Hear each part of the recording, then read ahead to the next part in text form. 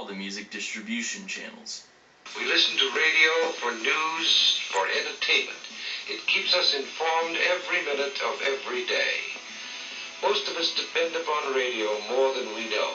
Radio was a huge force in breaking new music since the emergence of AM radio in the 1920s. At this time, less than 5% of all radio stations could be considered commercial.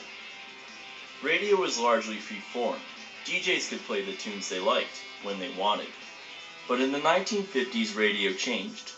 DJ Alan Freed, one of the first DJs to play African-American rhythm and blues and call it rock and roll, got caught taking bribes in exchange for song airtime at New York station WINS. What about the payola charges? What payola charges? Well, that are rife in the industry right now. Have you ever taken payola? No, I have not. It was a matter of your personal integrity, I think you said? Correct. Payola became a common practice in the 1950s in order to get songs heard on the radio. Soon Washington stepped in, and after the congressional payola hearings, Alan Freed drank himself to death in 1965. I'd love to answer all your questions, fellas. You know, I like to be nice, but my attorney doesn't want me to say things. I'm trying my best. I just can't say. I'm under subpoena here. The majors apparently still haven't learned from their mistakes. In 2005, Sony BMG, Warner, and Universal all settled million-dollar lawsuits with the state of New York for their use of independent promoters.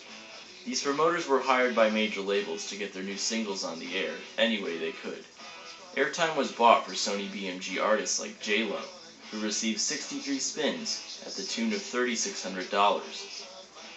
Or take Good Charlotte, whose 250 spins cost Sony BMG $17,000. But today, controlling the airwaves isn't too hard. It hasn't been that hard since 1996. We will help to create an open marketplace where competition and innovation can move as quick as light. Good evening and welcome to the revolution. We begin tonight with all of the changes about to take place in the life of anyone who uses a phone or a television or a computer. It began today when President Clinton signed the bill that will revolutionize the industry. There are big changes coming in the way that we'll get television, telephone, and computer services. In 1996, the Telecommunications Act was passed with the promise of pursuing core public interest concerns of promoting diversity and competition. But what the Telecommunications Act of 1996 did was eliminate the rules on how many radio stations a corporate entity could own. Before the Telecom Act, large corporations controlled less than 65 radio stations. Today, Clear Channel owns nearly 1,200 radio stations, 1 in every 10, 99.9% of the top 250 markets. Listeners said goodbye to regionality and creativity, and hello to bland, homogenized programming.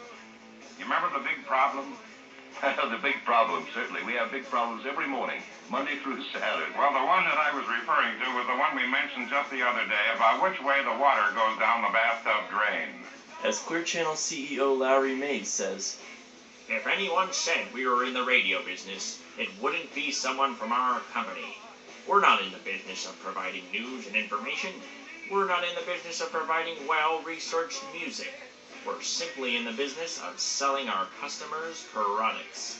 A Berklee School of Music study revealed that the biggest stations in the biggest markets were playing the same songs 58% of the time, and that the 5 owned by Clear Channel were playing the same songs 73% of the time. While this would seem to be quite the monopoly over the airwaves, Congress has turned a blind eye. Who could complain when $222 million was spent by the broadcast industry to lobby government officials from 1998 through June 2004? Between 1995 and 2003, media corporations and associations paid for 2,500 all-expense-paid trips for FCC employees. Today, it's no surprise that an entire generation seems to ignore radio altogether, as listenership is at a 27-year low. Once the whole Clear Channel thing came around, it just